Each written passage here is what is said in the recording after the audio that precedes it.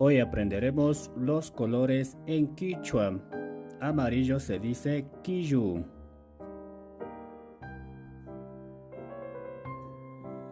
Azul se dice ancas. Rojo en Quichua es puca. Verde en Quichua se dice guayya. Morado en Quichua se dice maiwa. Tenemos anaranjado, que en Quichua se dice quilpu.